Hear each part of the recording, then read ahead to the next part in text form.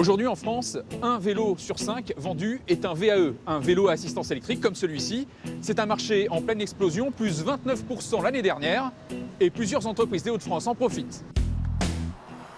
Première étape, dans la métropole lilloise, chez cette marque nordiste de vélos électriques. Bonjour. Bonjour.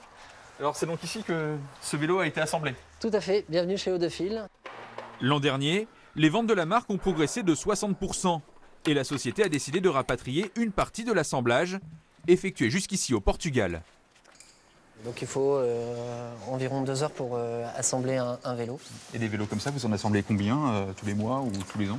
L'objectif, c'est cette année de démarrer notre unité d'assemblage avec 2000 vélos. Et on a une capacité, quand on sera en pleine charge, à 8000 vélos par an. Pour l'instant, seuls les vélos haut de gamme, les plus chers, vendus entre 4 000 et 5 000 euros, sont montés dans cet atelier. Pour pouvoir avoir un meilleur suivi en fait, de la qualité, pour avoir un développement qui soit plus facile sur le produit. En fait, on a notre bureau de recherche et développement qui est juste à côté. Mais la plupart des pièces nécessaires sont fabriquées à l'étranger, en Asie notamment. Ce qu'on aimerait, c'est avoir de plus en plus de fournisseurs de pièces qui se rapprochent de nous en fait, pour pouvoir aller plus vite en fait, dans l'assemblage. Pour Jean Bataille, l'un des fondateurs de la marque, l'engouement croissant pour le vélo électrique pourrait bien conduire à l'émergence d'une véritable filière dans les Hauts-de-France. À Douai, il y a une usine de batterie qui va ouvrir prochainement. Donc c'est vrai que ce genre d'infos, on le garde bien au chaud sous la main. On a vu qu'à Amiens aussi, il y avait une entreprise qui développait des cellules à base d'algues. Donc pareil, c'est des projets qu'on suit. On a un laboratoire de normes qui est basé à Léquin, avec qui nous travaillons depuis peu. Des cabines de peinture qui nous permettent de la personnalisation. Aujourd'hui, on est en train de travailler sur la connectivité de nos vélos avec des startups qui sont basées à Euratechnologie.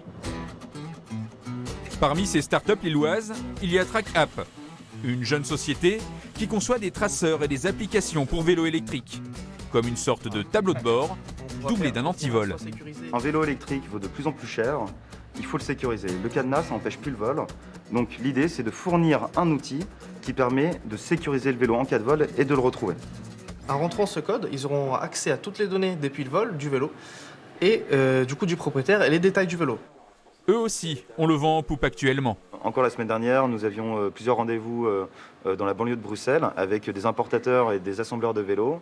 Nous en avons le mois prochain aux Pays-Bas. Lille est vraiment une position centrale pour le vélo électrique. En France, plus de la moitié des vélos électriques sont achetés chez des détaillants. Certains magasins dans la métropole lilloise ont même décidé de passer au 100% électrique. Dans cette boutique d'une chaîne nordiste, les carnets de commandes sont pleins. En fait, si vous voulez, vous avez 6 différents capteurs à l'intérieur du moteur qui vont vraiment varier l'assistance par rapport à votre pédalage. C'est un bon investissement, je pense, justement, si on veut éviter de prendre trop sa voiture. Aujourd'hui, notre magasin électrique, c'est le plus important du groupe. C'est vraiment celui lequel on se base quand même sur nos ventes, quoi, globalement. Pourquoi? Parce que le prix des vélos aussi est plus élevé. Plus élevé, oui, tout à fait. Mais la demande est de plus en plus importante sur le vélo électrique. Et le marché français a encore des marges de progression.